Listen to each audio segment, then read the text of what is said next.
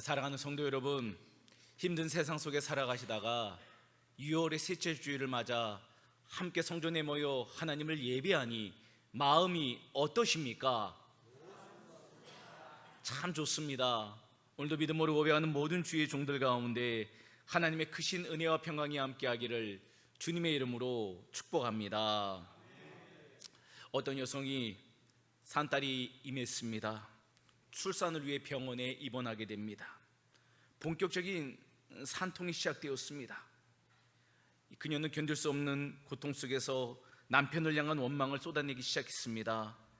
내가 배가 이렇게 아픈 것은 다 너 때문이야. 나뿐인가? 왜 내가 너를 만나서 이렇게 고통을 당해야 해? 하면서 남편을 계속 원망했습니다. 나 죽네. 남편은 안절부절 못하며 빌고 또 아내에게 빌었습니다. 여보, 미안해. 내가 다 잘못했어. 그래도 우리 조금만 더 힘내자. 그렇게 한참을 신랑하는 그때 끝내 우렁찬 소리와 함께 아기가 태어났습니다. 그러자 방금 전까지 그렇게 비명을 지르며 남편을 원망했던 이 아내가 180도 달라지기 시작합니다. 환한 미소를 지으며 남편을 부릅니다. 여보, 얼른 와서 우리 아기 좀 봐요. 정말 예쁘죠?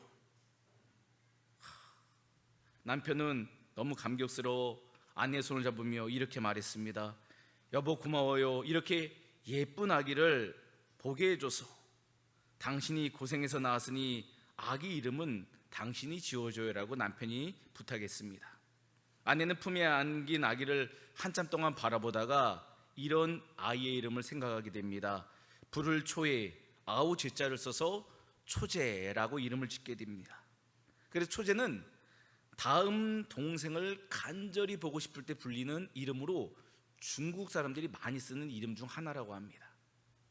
조금 전까지만 해도 고통 가운데 남편을 원망했던 그 아내가 그 아기의 탄생의 기쁨을 안으며 또다시 동생을 보고 싶다는 초제라는 이름을 지었다는 것, 얼마나 생명의 기쁨이 크면은 그 고통보다 또 다른 은혜 가운데 다음 생명을 기약하는 것을 보게 됩니다.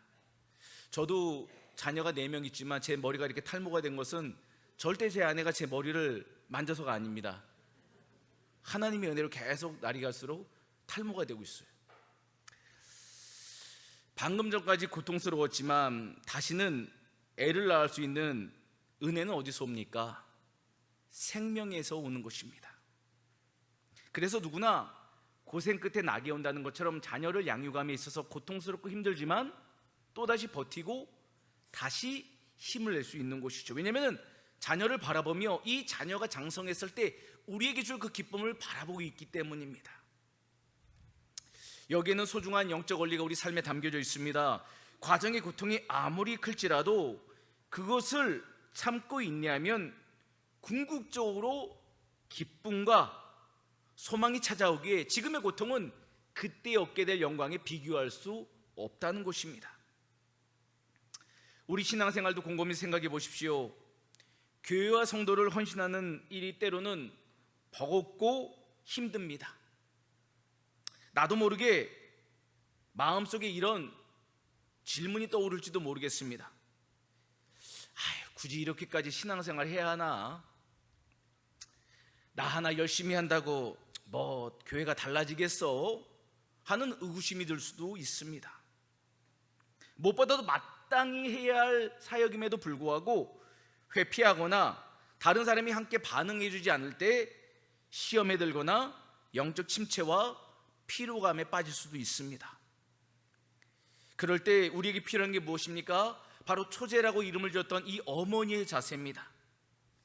눈앞에 힘겨운 현실을 뛰어넘는 미래를 바라보는 소망의 눈, 믿음이 우리에게 필요하다는 것입니다. 오늘 본문에 등장하는 느헤미야는 바사 제국의 술 맡은 관원이었습니다. 세상적으로 보면 그는 남부러울 것 없는 성공 가도를 달고 있던 사람이었습니다. 그런 그에게 어느 날 고국 이스라엘의 처참한 상황을 듣게 되는 일이 일어납니다. 느헤미야는 예루살렘에 가본 적이 없는 사람이었습니다. 그는 포로기에 태어난 포로 이민이었습니다. 그런데도 불구하고 하나님 주시는 고국에 대한 이야기를 듣고 그는 눈물을 흘리며 금식하며 기도합니다. 그리고 왕에게 말해서 고국으로 돌아가 다시 재건할 수 있는 윤허를 얻게 됩니다. 굳이 그렇게까지 수고할 필요가 있을까요?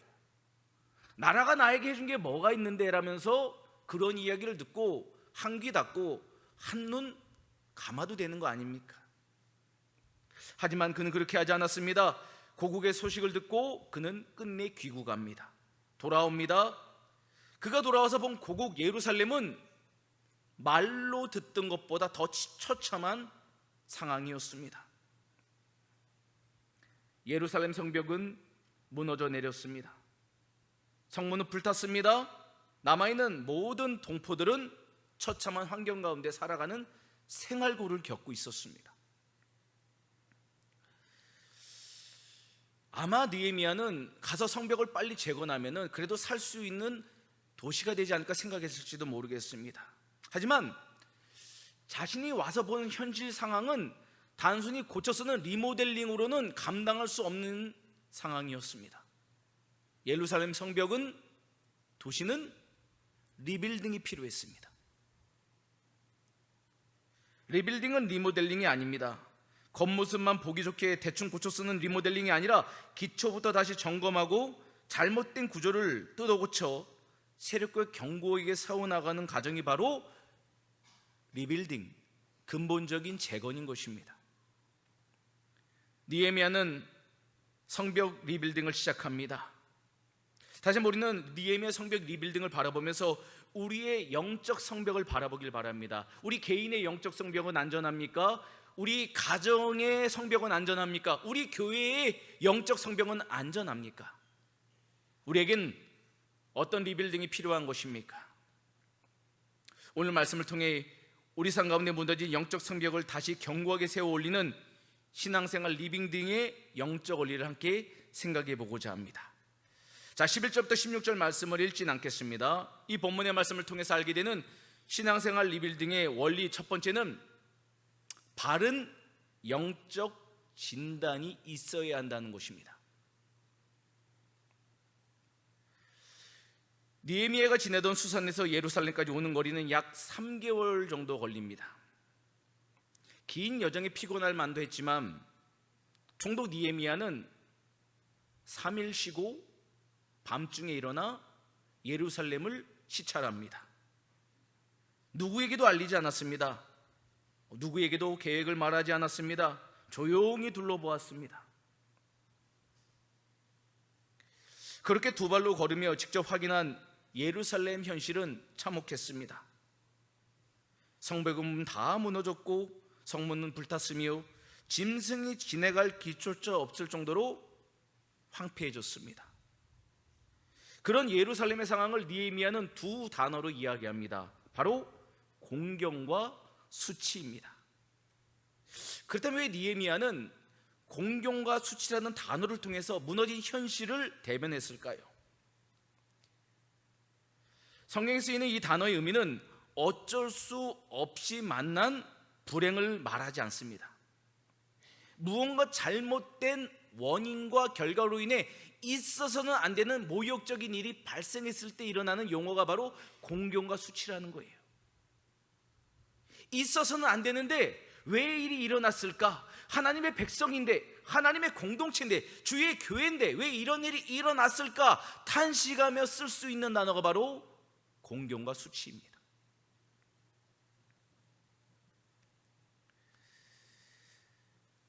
당시 예루살렘은 대적들에게 속수무책으로 당하면서도 깊은 무기력함에 빠져 있었습니다. 무너진 성벽을 수십 년간 방치했습니다. 재건하지 않았습니다. 그것도 부끄러운지 모른 채 사는 게 바로 예루살렘에 남아있던 동포들의 현실이었습니다. 부끄러움으로 느끼지 못한다. 이게 바로 그들이 처했던 공경과 수치였습니다. 바로 그 참혹한 영적 물리적 현실을 바라보던 느헤미야는 마침내 뼈아픈 깨달음을 얻게 되었습니다. 그것은 바로 공동체가 처한 진짜 공경이 수치가 무엇인지를 알게 된 것입니다. 그건 바로 하나님의 영광이 공동체에서 떠났다는 것이, 우리의 공동체에서 하나님의 영광이 떠난 걸 그는 부끄럽게 여긴 거예요. 성벽의 무너짐, 문의 불탐, 황폐한 것보다 더 부끄러운 건 무엇인가? 하나님의 영광이 믿음의 공동체에서 떠났다는 것, 이것이 정말 그가 안타깝게 생각했던 공경이었으며 수치였던 것입니다. 이처럼 느헤미야는 단순히 눈앞에 있는 현실의 문제를 관찰하는 사람이 아니었습니다. 그 문제를 뛰어넘는 하나님의 눈으로 해석할 수 있었던 사람이었어요. 우리는 이런 것을 향해서 통찰이라고 말합니다. 통찰하는 것, 성찰하는 능력이 뛰어났던 사람이 바로 느헤미야였습니다. 육신의 눈으로 보면은 참혹한 현실에 불과하지만 믿음의 눈으로 보면은 더 처참한 건 하나님의 영광이 떠난 것이었습니다. 사랑하는 여러분, 우리에게도 이런 현실을 넘어서는 믿음의 영안이 열리기를 주님의 이름으로 축복합니다. 문제만 말해서는 되지 않습니다. 문제 너머에 있는 하나님의 뜻이 무엇인지를 발견할 수 있어야 합니다. 우리의 눈이 열려질 때 비로소 무기력함에 가려져 있던 공동체 진짜 공경과 수치가 보이기 시작합니다. 무엇보다 느헤미야는 백성들을 향해서 너희가 당한 공경이라고 말하지 않았습니다. 우리가 당한 공경이라고 표현했습니다. 그는 공동체의 아픔을 자신의 아픔으로 받아들인 것입니다. 이것이 영적 리더입니다. 자기는 지금 바사제국의 술 맡은 관원, 역의 총독으로 하는 공무원이었어요. 자기는 이 땅에 태어나지도 않았습니다. 하지만 그는 자기 동포들의 아픔을 자신의 아픔으로 받아들인 것입니다. 공동체 사람들 향해 손가락질하지 않았습니다. 정죄하지 않았습니다. 비난하지 않았습니다. 오히려 그들과 함께 울고 웃었습니다. 이게 바로 다시 시작하는 리빌딩을 감당하는 리빌더의 자세입니다. 누가 주의 교회를 다시 세울 수 있는가? 바로 이런 영적 리빌더의 자세가 있어야 됩니다. 나 아니면 아니지, 나만 아니면 괜찮지, 이런 자세가 아니라 우리라는 자세로 공동체를 품을 수 있는 사람, 바로 이런 분들이 교회를 세울 수 있는 리빌더인 것입니다. 하나님은 오늘 우리들이 교회의 문제를 그들의 문제로 방관하며 비판하는 비판자가 되기를 원치 않으십니다. 우리의 문제로 가슴 아파하며 공감하는 공감자가 되기를 원하십니다. 다음 세대의 신앙이 무너지고 기대의 불이 꺼져가는 것을 보면서 내 책임은 아니야, 내 부서가 아니야, 이렇게 선을 긋는 게 아니라, 그래, 제가 다음 세대를 위해 기도하겠습니다, 제가 기도의 사람이 되겠습니다라고 말할 수 있는 영적 느헤미야가 우리에겐 필요하다는 것입니다. 바로 그렇게 공동체의 수치를 우리의 수치로 여길 수 있는 분이 있을 때 공동체의 영적 리빌딩은 시작되는 것입니다. 무엇보다도 공동체의 리빌딩을 위해서는 결국 나 한 사람의 영적 진단이 필요합니다. 나 한 사람이 중요합니다. 우리는 어떤 영적 건강성을 가지고 있습니까? 의사 선생님이 적어간 진단을 해야 처방전을 내려주시지, 우리 개인도 공동체도 하나님의 말씀 앞에서 바른 진단을 발견해야 바르게 회복될 수 있다는 것입니다. 하지만 많은 분들이 자신의 신앙이 무너졌다는 사실을 인정하지 않으려 하는 것 같습니다. 아니, 진짜 내 영적 상태를 마주하는 것이 두려운 것 같습니다. 예배는 드리지만 감격이 없고, 기도는 드리는데 형식적이며, 말씀은 귀로 듣지만 삶의 순종은 사라졌는데도 불구하고 그저 아무 문제 없는 신앙인처럼 살아갑니다. 그냥 괜찮은 척 살아갑니다. 괜찮은 척 하면 안 되는데 괜찮은 척으로 다 덮어버립니다. 무너져 내리고 불탔는데 아무것도 아닌 것처럼 생각합니다. 사랑하는 여러분, 우리 안에, 내 안에 영적 민낯을 보아야 합니다. 내가 얼마나 쇳덩어리고 주님의 말씀을 거부하는지를 철저히 바라봐야 됩니다. 그래야 주님이 우리를 위해 다시 일하십니다. 우리 개인, 우리 가정, 우리 교회도 주님이 일하셔야 살아날 수 있는데, 그 시작은 나의 영적 민난, 나의 영적 진단을 하나님 앞에서 바르게 발견할 때 주신 은총이라는 것입니다. 괜찮은 척 계속하며 안전불감증에 빠져 있으면요, 정말 큰일이 일어납니다. 정말 어려움 당할 수도 있어요. 1967년 12월 15일에 대형 현수교인 실버브릿지가 단 20초 만에 와르르 붕괴되는 사건이 일어났습니다. 이 붕괴로 인해서 46명의 사망자가 발생합니다. 미 연방조사국이 수년간 정밀조사를 벌인 결과 이 강철다리가 왜 무너졌는가 원인을 밝혔는데, 그것은 다리를 지탱하는 수많은 강철 체인 중 딱 한 곳, 눈으로는 도저히 보이지 않는 겨우 2.5mm, 2.5cm도 아니고 2.5mm의 미세한 실금, 이게 원인으로 밝혀졌습니다. 2.5mm의 미세한 실금. 겉보기에는 너무나 웅장하고 튼튼해 보였기에 다리가 완공된 후 수십 년 동안 수많은 차량이 아무 의심 없이 이 다리로 달렸습니다. 정기점검이 있었지만 안전불감증에 빠진 이들은 설마 이 거대한 다리가 무너지겠는가 하면서 보이지 않는 내부의 미세한 균열을 정밀하게 진단하지 않았습니다. 결국 그 작은 균열 하나가 수천 톤의 무게를 견디지 못하고 한순간에 무너져 다리가 붕괴된 것입니다. 이것은 단순히 다리 붕괴 이야기가 아닙니다. 이 다리 붕괴의 모습이 우리 신앙생활의 모습일 수 있다는 것입니다. 주일이면 멋진 옷을 입고 예배 자리에 나와 앉아 있습니다. 내 신앙의 영적 기둥은 안전하다고 착각할지 모릅니다. 겉보기에는 아무 문제 없어 보일지도 모릅니다.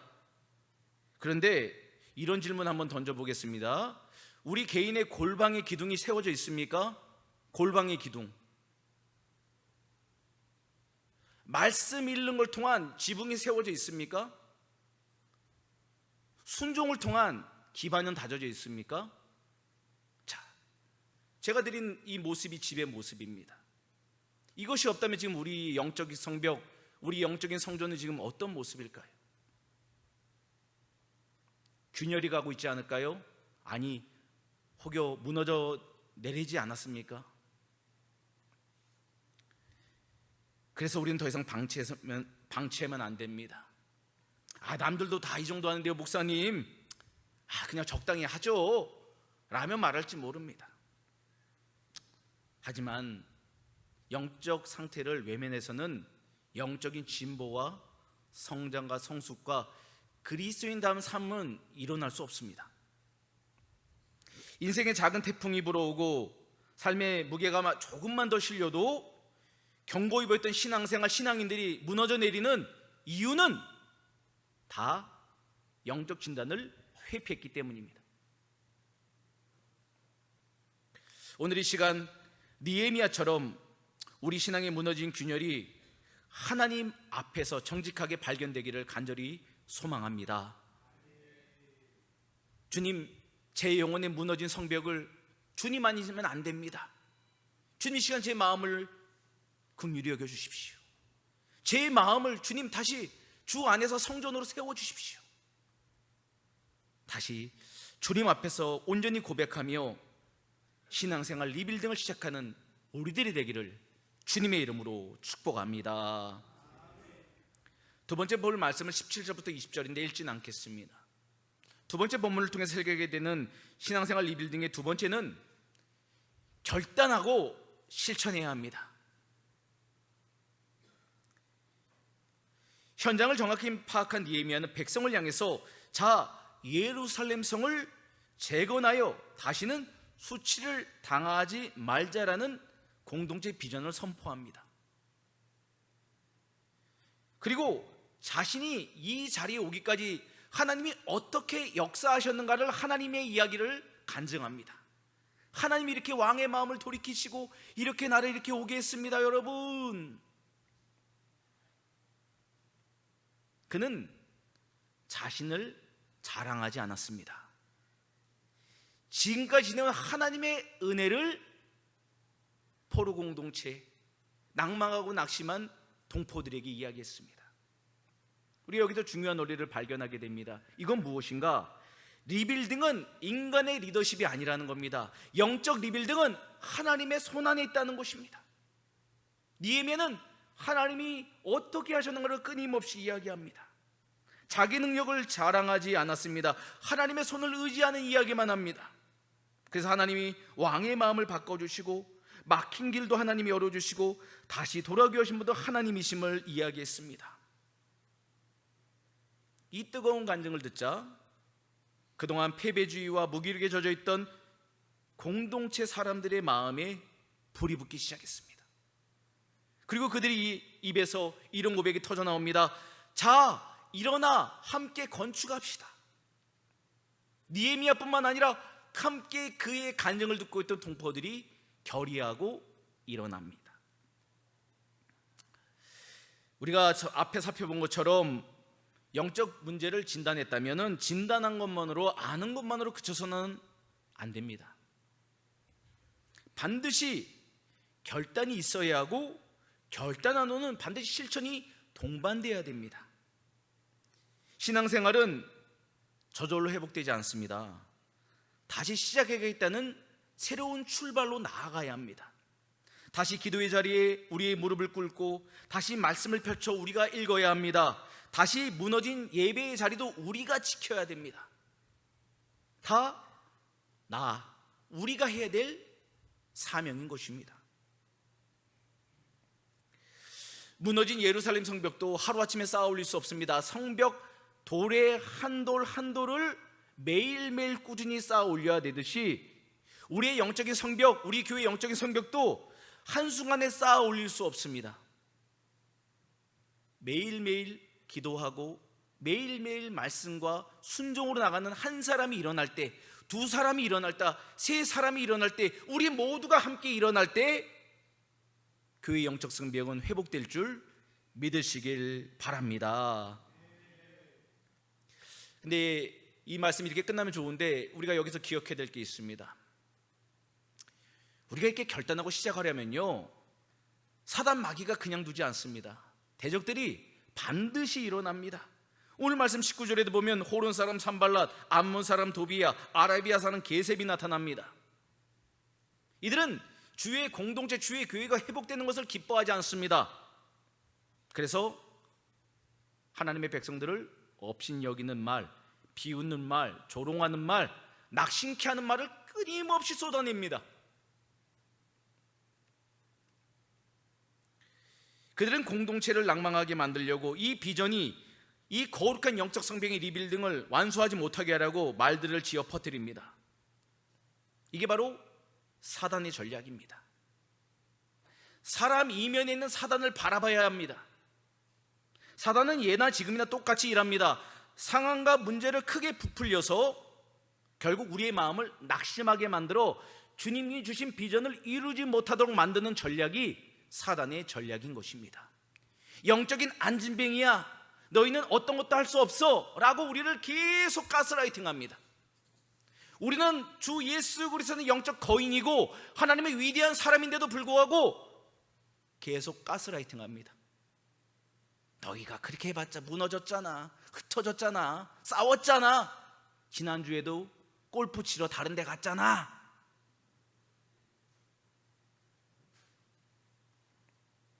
우리의 결단이 무색하게 만드는 게 바로 사단의 전략입니다.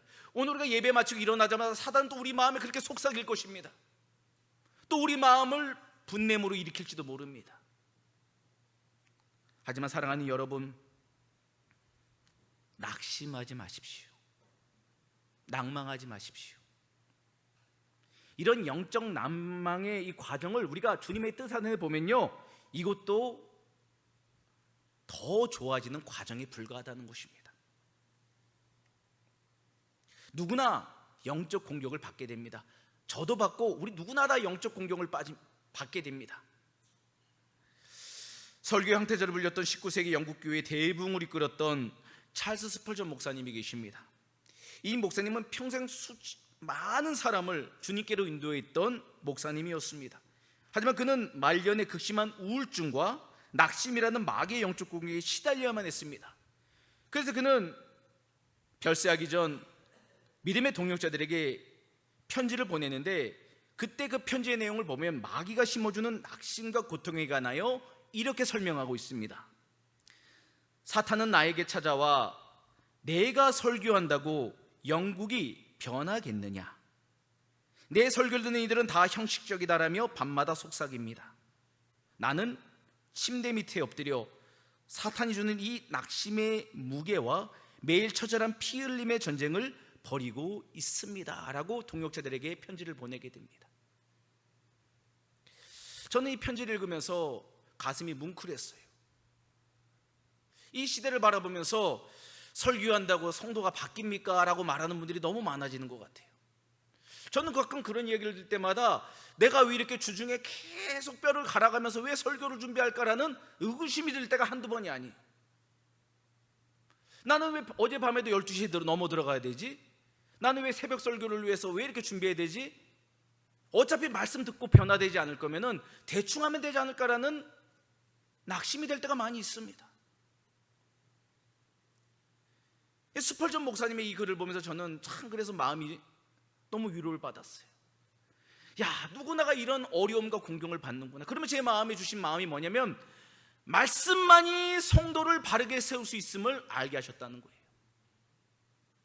주님의 말씀은 반드시 우리를 변화시키는 영역이 될 줄 믿으시길 바랍니다. 그래서 우리는 이 시간 말씀을 듣는 거예요. 하나님의 말씀 안에서 변하지 못할 사람은 없습니다. 누구나 변할 수 있어요. 하지만 사단은 우리에게 말씀 들어도 말씀 전해도 안 바뀔 거라며 우리를 낭만케 한다는 거예요. 그래서 우리는 깨어서 그 사단 마귀를 대적해야 됩니다. 사람이 아닙니다. 우리 마음에 끊임없이 시험 들게 하는 그 영적 유혹을 물리쳐야 한다는 것입니다. 느헤미야는 낙심케 하는 그런 말들을 향해서 어떻게 오늘 선포하고 있습니까? 20절 말씀을 함께 봅니다. 시작. 내가 그들에게 대답하여 이르되 하늘의 하나님이 우리를 형통하게 하시리니 아멘. 느헤미야의 고백은 뭡니까? 우리가 이 성벽을 세울 수 있는 건 환경 때문이 아니라는 거예요. 능력 때문이 아니라는 거예요. 하나님이 하시기에 형통해진다는 것이죠. 여기에 놀라운 비밀이 있는 거예요. 우린 여전히 부족하고 우린 여전히 허물투성입니다. 여전히 사랑하는 것도 어려워요. 하지만 그렇게 영적으로 몸부림치려 할 때 하나님은 그 백성과 그 공동체를 향하여 놀라운 길을 열어주신다는 거예요.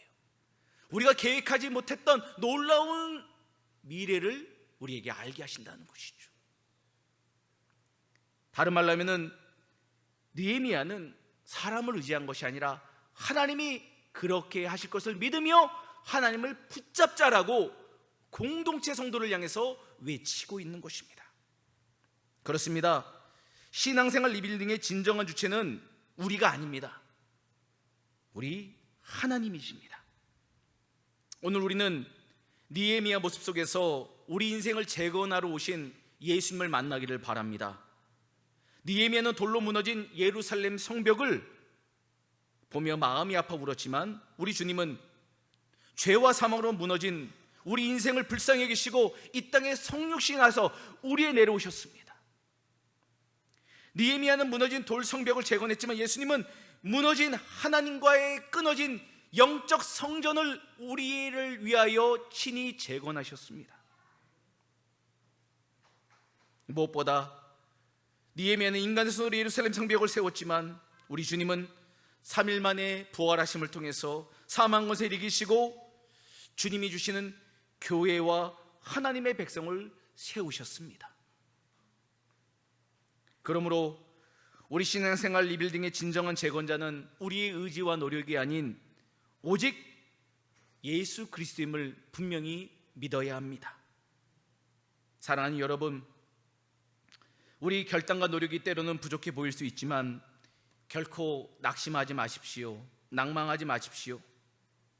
우리 주님은 그런 우리를 향해서 친히 일하고 싶어 하십니다. 친히 은혜를 베풀고 싶어 하십니다. 그러므로 힘들고 어려울 때마다 우리 주님을 바라봐야 됩니다. 그 주님이 우리와 함께 하시며 우리의 길을 여시는 것을 바라보아야 합니다. 그러면 다시 우리도 느헤미야처럼 일어설 수 있습니다. 공동체가 일어날 수 있습니다. 예수님의 십자가 은혜에서 우리의 무너진 신앙과 삶이 재건되는 참된 신앙생활 리빌딩이 이루어지기를 주님의 이름으로 축원합니다. 아멘.